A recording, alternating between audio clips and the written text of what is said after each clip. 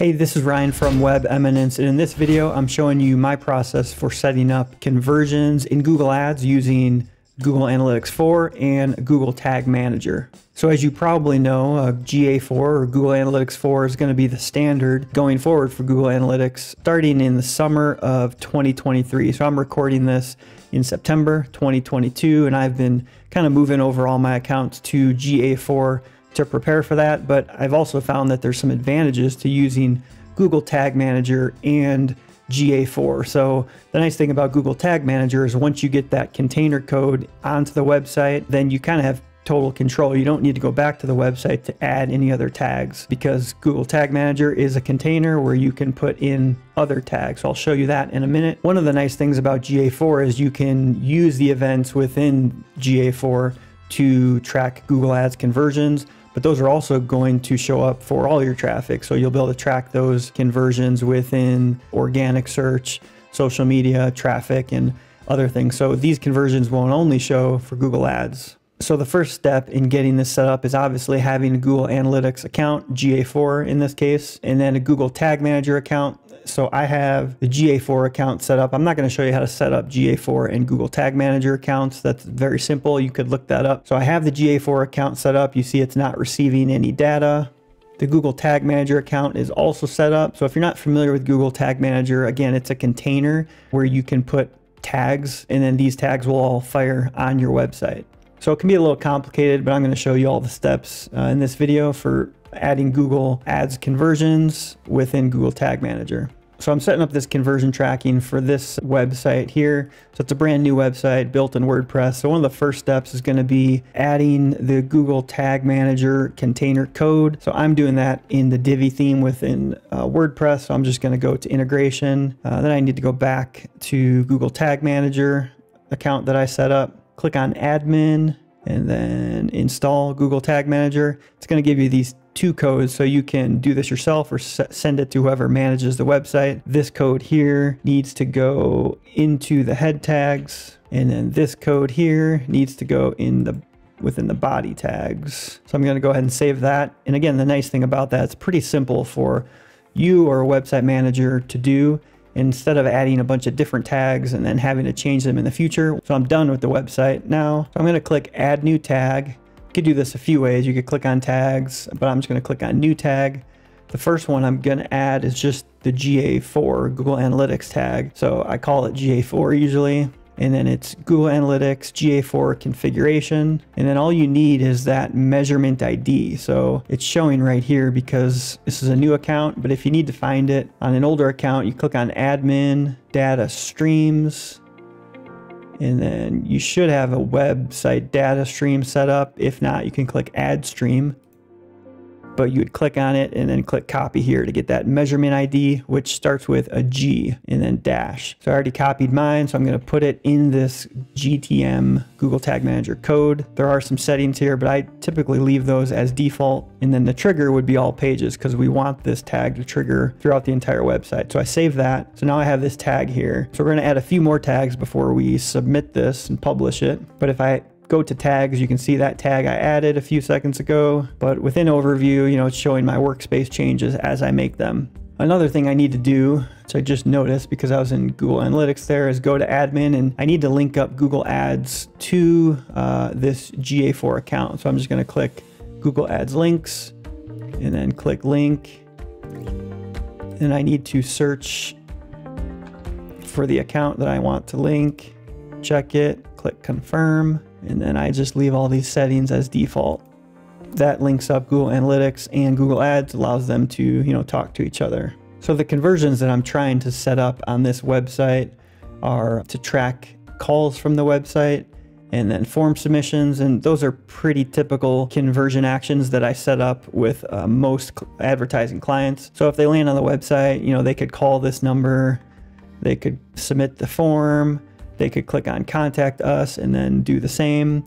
So basically I want to track contact forms and the phone number. So I'm going to go ahead and copy this phone number because I'm going to need it. I do like to make sure that the phone number is formatted the same throughout the entire website because this is going to use a forwarding number and it's going to use a script that replaces this number for people who are visiting from Google Ads. So you don't want a bunch of different formats in your phone numbers. I just like to use 7 numbers with the 2 dashes, no parentheses or anything like that on the area codes to just keep things simple. So I've already copied that phone number from the website. I'm gonna create a new tag in Google Tag Manager.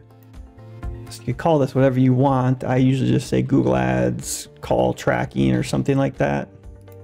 And there's a built-in tag for this. So you can click search and then just search for call and you'll find the Google Ads calls from website conversion. So I got that phone number in there from the website. I need a conversion ID and conversion label. So I need to go into Google Ads, go to tools and settings and conversions, and I need to create that calls from website conversion. So notice that I already have calls from ads set up. This is the built-in call tracking when someone clicks on a click to call button on your ad. So this doesn't require anything on the website. So you can always get this set up if you're running search campaigns. So this one's set up and it is counting conversions on this account, but I need to count phone calls from the website. So I click add new conversion and click phone calls and then select calls to a phone number on your website.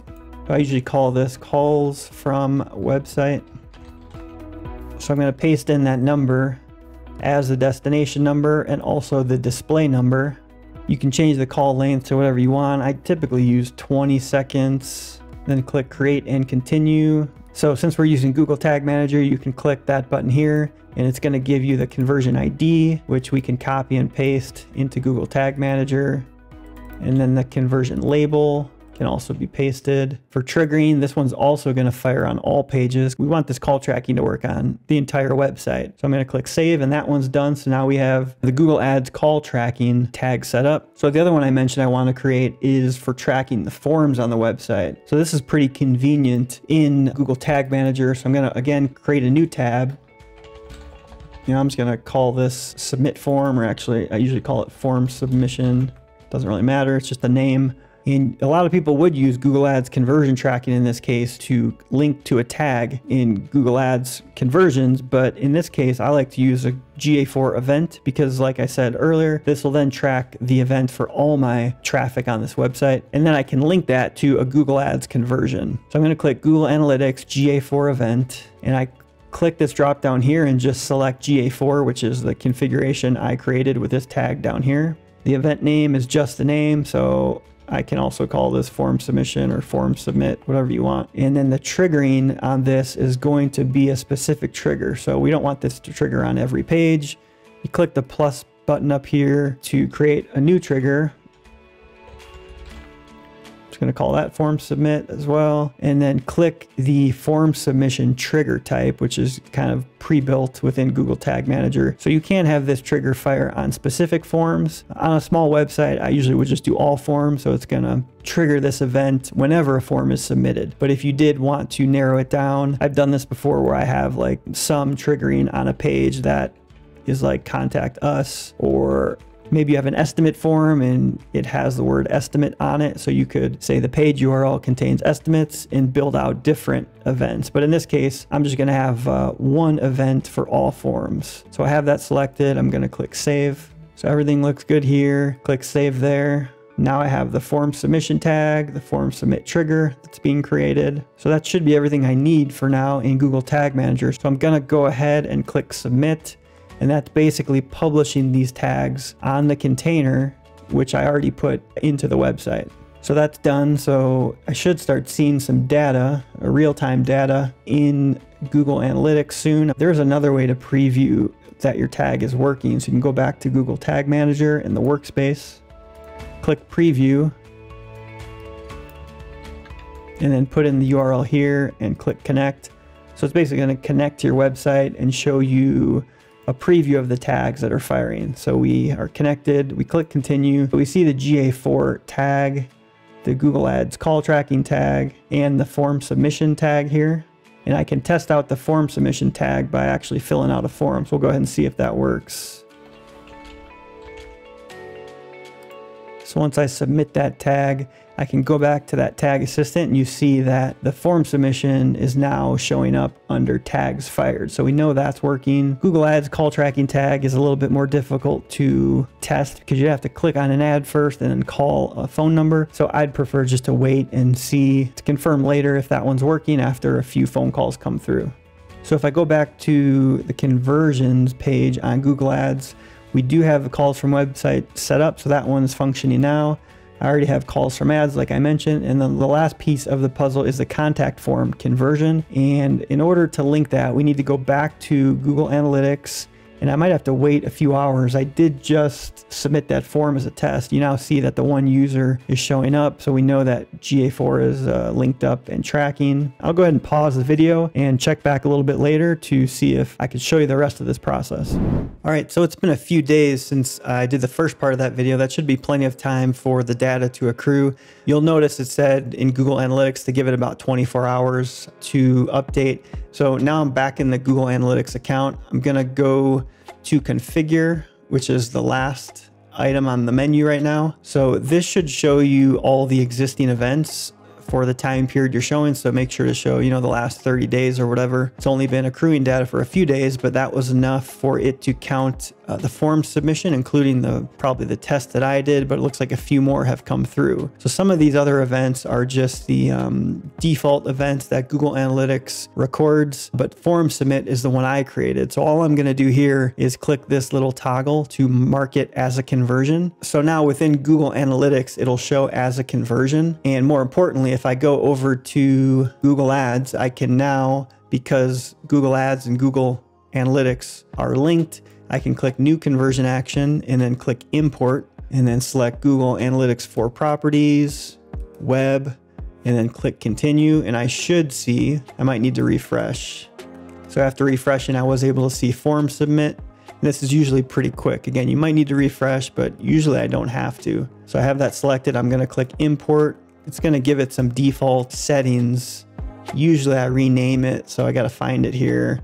It's under other. So I select it and I'm gonna edit some of these settings. So I'm just gonna call it form submit, and you can give it a goal in Google Ads. So it's gonna be a primary action that I'm recording, and it's really a contact form or a contact. So you could call it a lead form. I'm just gonna call it contact, click save. And some of these other settings aren't really important right now, but you can set these however you'd like. The default for the rest should probably be fine. So I'm gonna click done and then back. It should take me to my conversion actions again. So now I have calls from ads, calls from website, and a form submit conversion. So for most lead generating Google Ads accounts, that's probably going to cover most of your conversion actions, phone calls and form submissions. You may have some other actions on your site. I mean, if it's an e-commerce site, obviously this is going to be a little different. But again, for lead gen type clients, these are really the three conversion actions that I record. So this is going to work for most advertisers who are generating leads on their website and want to track all the conversions. There are other events you might want to record in Google Analytics, like people clicking on a specific link, maybe to go to an appointment page, maybe people downloading something you're giving away for free, things like that, watching videos. You can track those in Google Analytics. So I will cover some of those advanced events that could be tracked in Google Ads as conversions, but those will be in future videos. So make sure to subscribe so you don't miss those.